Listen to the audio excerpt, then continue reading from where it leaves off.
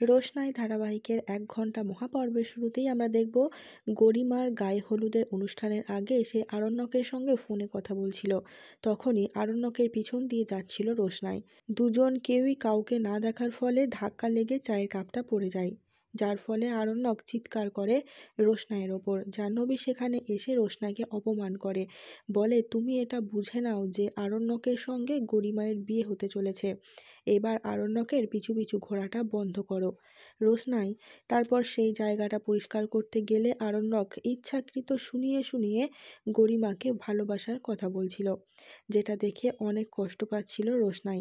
সেখান থেকে সে চলে গেলে আরণ্যক বলে, তুমি আমার ভালোবাসাকে রিফিউজ করেছো, এবার শুধু দেখো আমাকে রিফিউজ করলে কেমন গোটা দুনিয়াটা পাল্টে যায়।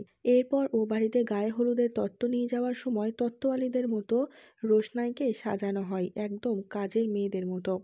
এইসব দূর থেকে দেখছিল আরণ্যক। বলে, তুমি তো খুব প্রতিবাদ করো রোশনাই, তাহলে তুমি এখন কেন চুপ আছো? তুমি কেন সাজবে কাজের মেয়েদের মতো? আমাকে তো বলেছো আমি যেন তোমার বিষয়ে নাক না গলাই।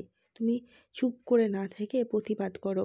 রোশনাই আরণ্যককে দেখে মনে মনে ভাবে, আমি তো একথা আগেও বলেছিলাম আপনাকে যে আমার বিষয়ে নাক না গলাতে, তাহলে আগে কেন প্রতিবাদ করতেন আর এখন কেন চুপ আছেন? কিছুক্ষণ পর দেখা যায় গরিমাদের বাড়িতে তত্ত্ব নিয়ে চলে আসে। রোশনাইয়ের এমন সাজ পোশাক দেখে গরিমা ও তার মা খুব খুশি হয়, কিন্তু তার বাবা প্রতিবাদ করে যে তুমি এমন কাজের মেয়েদের মতো কেন সেজেছো।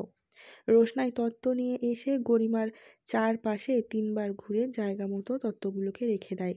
আর তারপর নাচ গানের মধ্য দিয়ে শুরু হয় গরিমার গায়ে হলুদের অনুষ্ঠান। সন্ধ্যার সময় দেখা যায় গরিমা তার বিয়ের সাজে সেজে উঠেছে। গরিমা রোশনাইয়ের কাছে সাজতে চাইছে, বলে, তুমি আমাকে সাজিয়ে দিচ্ছ, এটা আমার ভাগ্যের ব্যাপার। তখনই গরিমার মা সেখানে এসে বলে, রোশনাই তুমি আমার মেয়েকে সাজিয়ে দিচ্ছ, তুমি আমার মেয়ের বিয়ের তত্ত্ব বাড়ি থেকে এনেছো, তাই কিছু টাকা ও উপহার তোমার প্রাপ্য। গরিমা মনে মনে খুশি হয় আর বলে, তুমি আমাকে খুব জ্বালিয়েছো রোশনাই, এবার আমি তোমাকে তোমার সঠিক জায়গাটা দেখিয়ে দেব। আর এখানেই শেষ হয় আজকের এপিসোডটা। যদি এমনই বিভিন্ন ধারাবাহিকের আপডেট সবার আগে জানতে চান তাহলে চ্যানেলটিকে সাবস্ক্রাইব করে সঙ্গে থাকবেন। দেখা হচ্ছে খুব শীঘ্র নতুন কোনো একটা পর্বের সঙ্গে।